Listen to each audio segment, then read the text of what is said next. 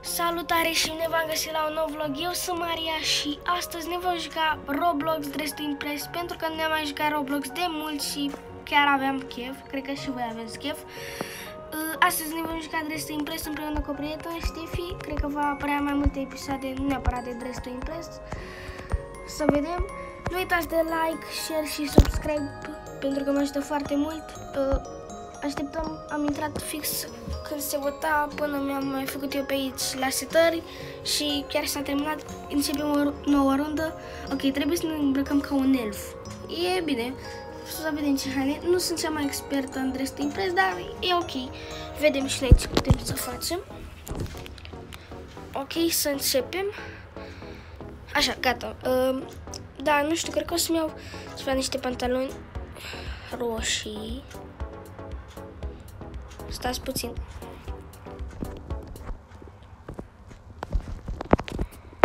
Ok, scuzați. Da, chiar n-am nicio idee cum să mă îmbrac. Cred că o să-mi iau așa ceva. Ok. Și o să fac roșu acesta. Nu. Roșu ăsta? Da. Cred că merge.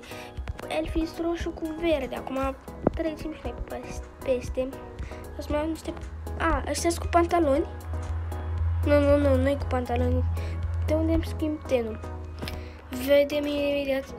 Pălărie nu trebuie să-mi schimb tenul. Trebuie să-mi pun și un păr.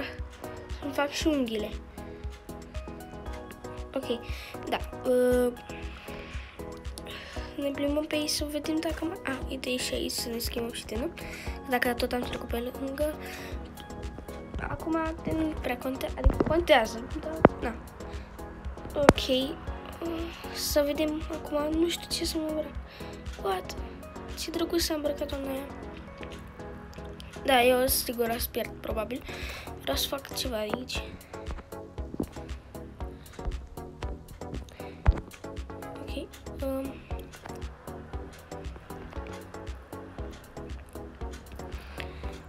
Poate găsesc de ăla. Dar nu știu ce să zic. Poate găsesc roșu și verde, roșu și verde, roșu și verde. Nu cred, adică nu știu. Nu cred că o să găsesc, dar încercăm. Poate n-am văzut eu. Da, sigur n-am văzut. Acum puneți noi ceva. Nu știu exact. Lăsăm așa deocamdată roșii. Că nu avem ce face, lăsăm roșu ăsta. Ok? Deci mai sunt 3 minute și am făcut doar atât. Cred că o să-mi iau ăsta. Nu știu, dar cred că se potrivește. Și o să pun verdele ăsta. Dar mie îmi trebuie niște blugi scurți.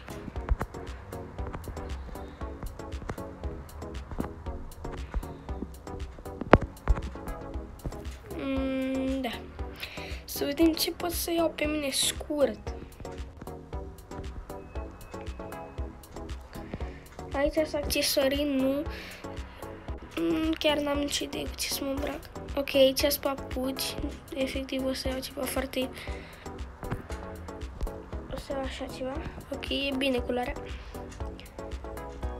Dar nu știu ce să fac. Ok, am o idee. Iarăși mă duc la astea. Și o să fac... Astea să le fac... roșii. O să dau cu un de ăsta, așa. Le fac așa. Ok, nu merge asta.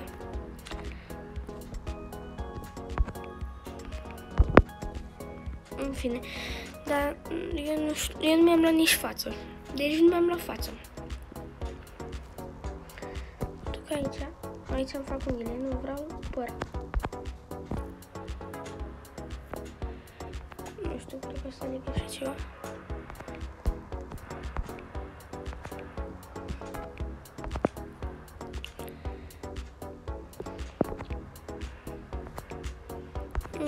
Facem tot roșu, poate. Da. Încercăm și noi. Aici trebuie să fac fața. Trebuie o față cât mai clasică, nu știu. Cred că o las pe asta. Ok. Da, eu cred că atât. Chiar nu am reușit să fac ceva foarte șmecher. Trebuie să-mi iau o fustă. Nu știu, trebuie să-mi iau ceva peste asta, dar nu găsesc. N-am nici o idee ce să mă fac. Văd că ăsta și-a luat toate cadouri, dar da.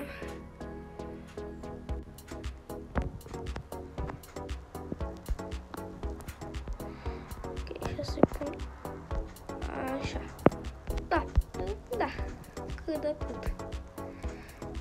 Trebuie și ceva mudă, o gentuță, da, atâta mi-a și mie. Să văd dacă pot să pun o pălărie. Văd că toată lumea și-a pus pălării. Mai eu nu. Cred că o să iau efectiv una de aici, repede. Uite, asta. Și o să fac roșiat, așa. Cam asta sunt eu. Să vedem ce o să fie. Cred că e bine. Că nu e bine, cred. Ok, mamă. Ok, eu m-am îmbrăcat foarte... Cel mai rău m-am îmbrăcat eu. O să votez pe bune. Cred că o să-i dau 2 stele. Parcă e puțin cam goală și e numai prea mult verde. Dar e ok. Să vedem următorul. Ok. Da, ăsta chiar îmi place. Îmi place foarte mult. Arată foarte bine. Ok. Aici. Stați că nu mai știu. Ok, de aici dau și dansuri. Ca să fie totul ce trebuie. Următorul concurent. Ok, nu sunt eu și nici Ștefi. Bă, e cam mult verde. Că parcă, da, nu știu. O să dau 2 stele. Și la ăsta, că e mult verde, e foarte mult verde. Parcă el fi să roșu și verde, gen practic Crăciunul, dar ăsta e numai verde. Ok. Da, îmi place. Cât de cât tot 2 stele să dau. Nu, 3. Ok, cred că 4. Da, chiar era Ștefi. Eu sunt. Bă, da, nu prea, nu știu ce să zic pe mine. O să dau pe aici ca să arăt și bine, așa. Ok, atât am putut. E cam slăbuț pentru mine, dar e ok. Da, ăsta nu cred că știi ce înseamnă elf. O să-i las așa, default-ul astea. Ups, am întors camera. Da, nu știu, nu cred că e bine. Ok. Bă, ăsta e mai mult, zici că e Grinch. Sincer. Are urechi și de-astea, dar zici că e Grinch. Da. Zici că e Grinch și asta zic. Să las așa, tot așa, o stea. Bă, asta chiar arată bine. Arată bine rău. Îi dau 3 stele, chiar arată bine. Da, arată chiar bine rău și a respectat și tema, are și cadouri în mână. Eu chiar nu știu unde l-am cadourile, probabil că erau și de la VIP. Spuneți-mi în comentarii, dar chiar n-am nicio idee. Poate chiar erau pe acolo, dar eu nu le-am văzut, că până la urmă câți oameni să aibă VIP. Da, 2 stele cred că o să-i dau. E bine, hai. Așa. Bă, e bine, da, cum s-a îmbrăcat, arată chiar bine și, na. Ok, asta a fost votul. Bun, bravo Ștefi, ai fost pe locul 1, foarte bine. Bă, da, chiar toți s-au îmbrăcat foarte binișor. Am luat 13 stele, am fost pe locul 6, că pe 7, da, 6 are atâtea stele, tot atâtea. Practic, la bani e diferența. Bun, am fost pe locul 6. Foarte bine. Bine, 7, hai să zicem așa. Chiar, cred că e bine pentru mine, că... Da, eu nu prea mă joc Dress to Impress. Facem și aici, v-am zis, luăm bănuții, că nu se știe ce ne trebuie cu ei. Mai avem 20 de secunde aproape și intrăm într-o rundă nouă. Să vedem ce ne așteaptă acolo. Ok. 12 secunde. Aici poți să faci poze. Efectiv te pui așa. Acum pun o poziție. Da, poze. Acum o să merg așa, cred. Parcă asta am pus. Nu știu cum o dau jos, dar e ok. Ok, 325 de secunde avem. N-am văzut runda, o să mă uit acolo după. Sweet, ok, trebuie să ne îmbrăcăm dulce, dar de ce mai e 16 la număr? Ok, nu știu, poate e un personaj sau ceva, eu chiar să mă îmbrac dulce. Păi, dar eu am rămas așa. Da, eu de ce am rămas așa? Ajutor. Da, zi, ce vrei?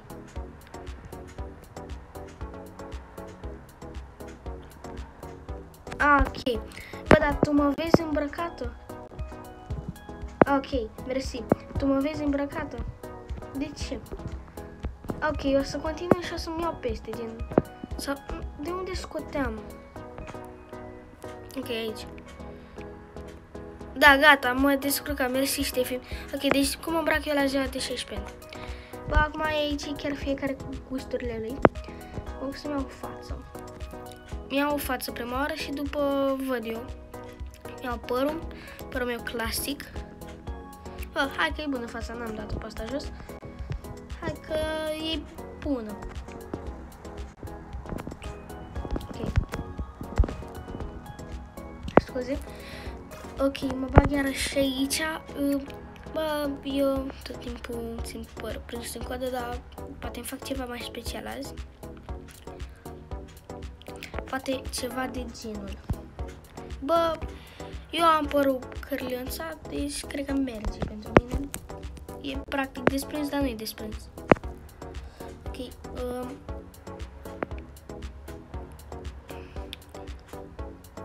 Să vedem aici. Ok, să ne le facem așa. Nu, e prea de tot. Cred că o să mi le pun efectiv... nu așa. Sunt prea lungi. Așa o să mi le fac și acum o să pun... Ups, de ce am ieșit? Cred că o să-i fac turcoaz. Mie îmi place cum arată turcoaz. Da, e bine. Mai mici? Da, așa. E perfect pentru mine. Nu cred că o să potrivească cu outfit-ul meu, dar e ok. Ok, acum eu cum îmbrac eu? Eu mi-au de obicei niște blugi. Ok, stați prima oară să mă îmbrac. Îmi iau niște Nike-uri. Pentru că da. Ok, cred că o să mă fac toată turcoaz. Mie îmi place foarte mult turcoază și portocaliu, dar azi turcoaz. Dar nu știu ce faci de aici. Chiar n-am nicio idee. Ok. Dar nu știu ce fac de acolo, nu mă întrebați. Păi... un de-asta îmi place mult. Și o să-l fac așa. Eu am rămas în această poziție, dar ignorați. Acum n-avem ce să facem. Ok, cred că așa, da, arăt bine și cu niște blugișori.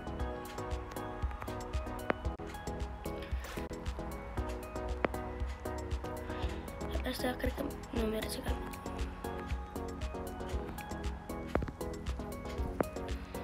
nu cred că am niciun pic de stil în mine.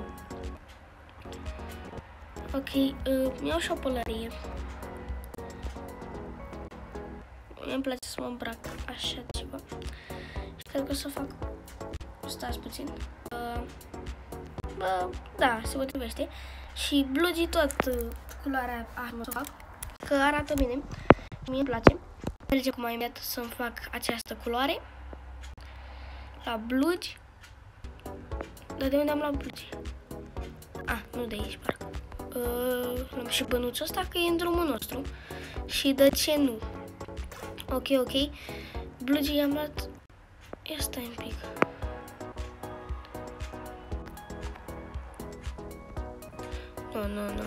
Nu vreau așa ceva pe corpul meu, nu aici, pardon. Aici mai sus și să vedem să se încarce astea. Practic sunt ultimele poze, deci da. Așa. Am luat un bănuț galben, s-a spawnat în fața mea. De aici am luat blățit, dacă nu știu. Îl luăm aici și merge să-i fac move. Nu, ăsta era. Asta cred. Bă, eu cred că chiar efectiv așa mă îmbrac. Cam asta este, poate mai punem ceva accesorii, dar nu prea mai am ce. Aici, asta după ureche, cred. Nu merge, pentru că este în pălărie și se vede urât. Ok, asta așa. Bă, da, mie îmi place. Aici e zona de VIP, eu nu am voie, păcat. Da. Să vedem aici. Dacă mai merge ceva. Toate că nu cred, dar ce e asta? Ok, peste, nu, doar nu mi-l pun. Dar nu am, oh my god, nu am apucat să-l scot. Mi-am pus ceva care nu merge. Virar.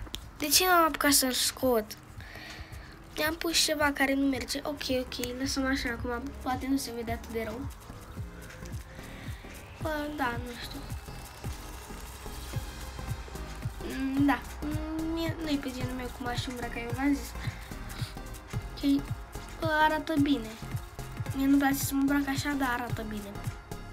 O să o dau așa, să dau atâtea stele două, pentru că, da, nu-i pe genul meu. Dar îmi place așa să văd practic cum arată lumea îmbrăcat așa. Iarăși am întors camera. Ok, următorul. Da, ăsta e mai decent. Adică, înțelegeți ce vreau să zic? Eu mă îmbrac așa, practic, în ziua de zi cu zi. Eu mă îmbrac mai sportiv și asta e ok, e mai bine pentru mine. Adică m-aș îmbrăca în zile speciale, da, m-aș îmbrăca așa. Ok, să vedem următorul. Ok. Bă, da, mie nu prea îmi place. Și mai ales cu unghiile alea mie nu-mi place. Mie nu-mi plac unghiile atât de lungi, frate, sunt foarte lungi. O să-i las o stea. Ok.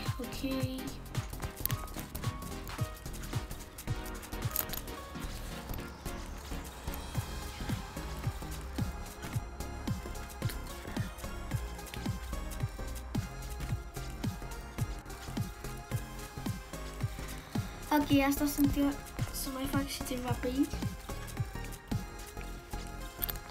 Și pe aici, ok, da, n-am apucat.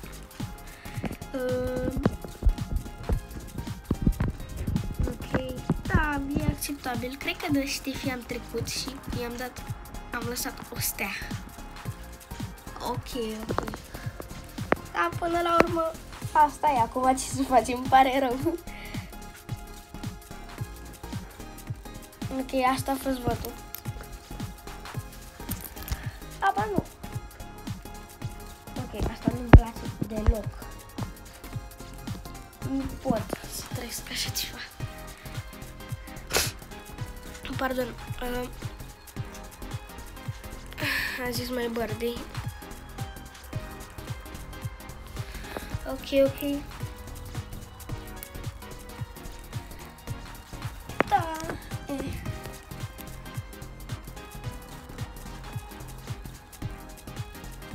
Da, nu prea mă încântă pe mine. Am zis, eu sunt singura diferentă de aici.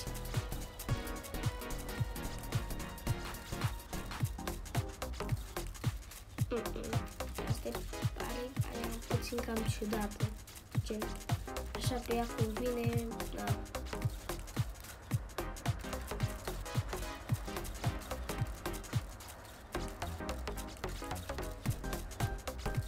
Ok, acum s-a încheiat votul.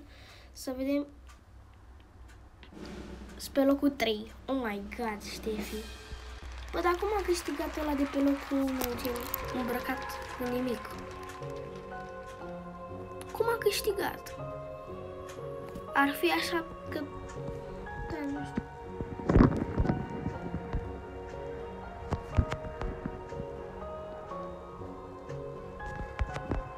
Bună, Ștefi.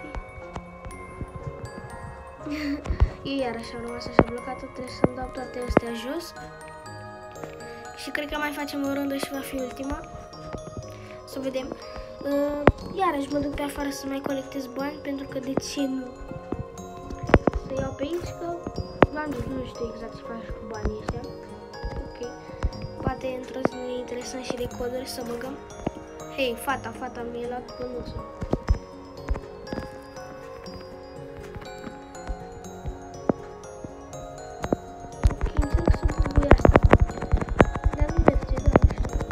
Apăsat în continuu. N-a mers. Opa, așa. Ok, să înceapă tema imediat. În 2, 1 și... Ok, să vedem cu cine îmbrăcăm.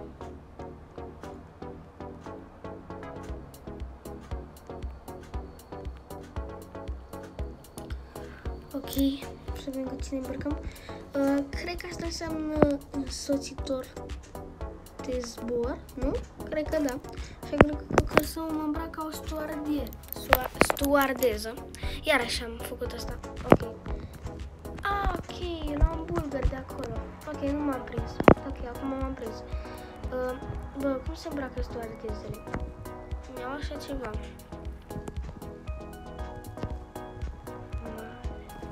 Și, bă, stuardezele în fiecare țară e câte o... fiecare cu culoarea ei. Eu cred că o să fac pe asta. Și aici o să pun albă.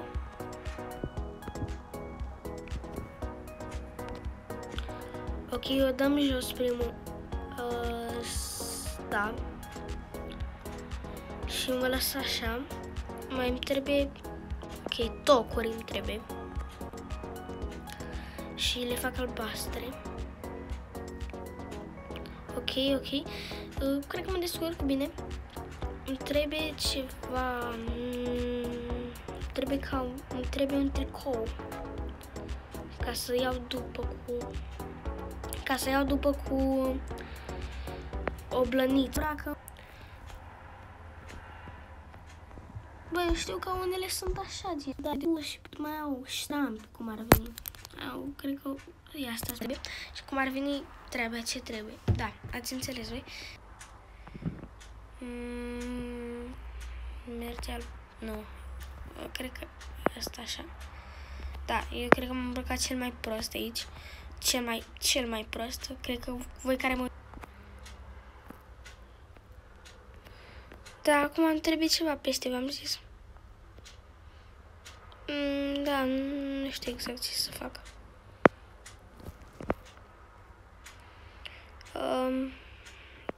Da, să mă duc aici și cizmulițele astea care mi le-am luat eu, să-mi pun cu ceva. Uitați, erau primele, cred, alea cu roșu și verde. Bine, nu e chiar primele, dar că practic nu prea se potrivește, dar... Acum nu vreau să fac turcoaz, dar mă gândeam să iau un albastru de ăsta așa, să se potrivească mai mult. Da, caut. Am văzut aici ăsta cu buline. Cred că o să-l las pe ăsta. Mie îmi trebuie ceva peste. Eu arăt cel mai ridicol de aici. Cel mai ridicol. Îmi pun pălăria asta, mi-o fac așa cu...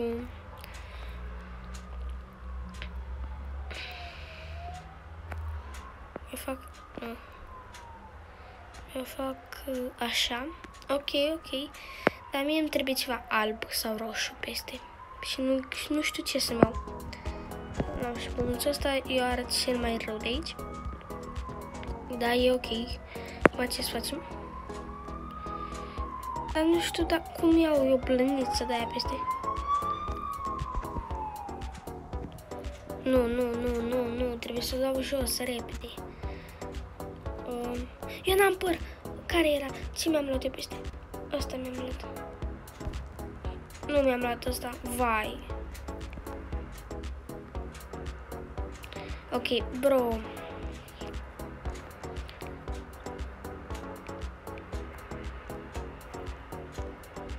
Da, m-am îmbrăcat cel mai ridicol de aici.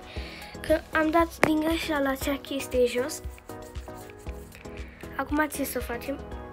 Ștefi, să vedem ce ai făcut. Chiar sunt tare, tare curioasă, Ștefi. De aștept să văd.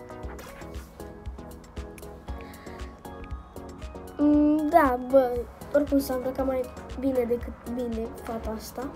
Dar, în fine, de ce m-am îmbrăcat? Vreau să spun că m-am îmbrăcat ridicol. Bă, știi ce e ridicol? Mi-am dat piesa de rezistență jos din greșeală. Da, nu prea se potrivește, dar tot eu cred că e mai bine decât mine ăsta.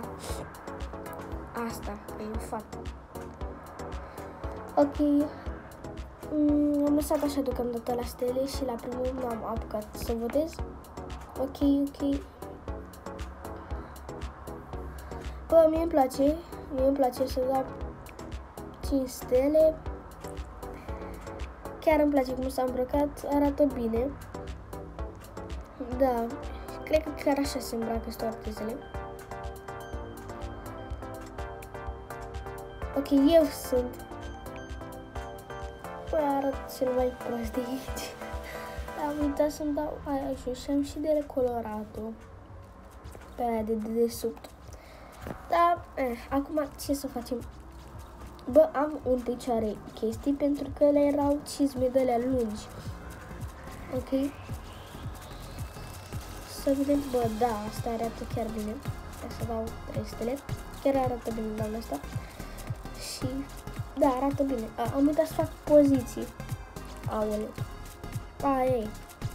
Poate așa mai impresionam lumea. Da. Ok. Bă, da. Nu știu ce să zic. E, practic, zici că merge puțin în oraș. Zici că merge în oraș, practic. Da, nu știu. Eu am uitat să-mi pun și păr. Nu mai știu dacă mi-am pus păr, că nu mi-am pus păr. Bă, da, și asta arată bine, dar de ce are mască la gură? Gata, s-a terminat coronavirusul. O să-i dau 2 stele. Prea îmi place. E prea mult albastru, consider. Ori pune albastru și roșu, ori pune albastru și alb. Ok, haideți să vedem pe cel... Am fost pe locul 5. Oh my god. Da, acolo așa pe locul 4, că tot cu 10 steluțe. Da, cu mai puțin bani. Ok, deci am făcut și rank-up. A fost foarte bine că am făcut. Eu cred că m-am descurcat bine. Cam acesta a fost și vlogul de azi. Vă mulțumesc că ați vizionat. Eu am fost Maria și v-am salutat. Eu cu Ștefi v-am pupat. Pa!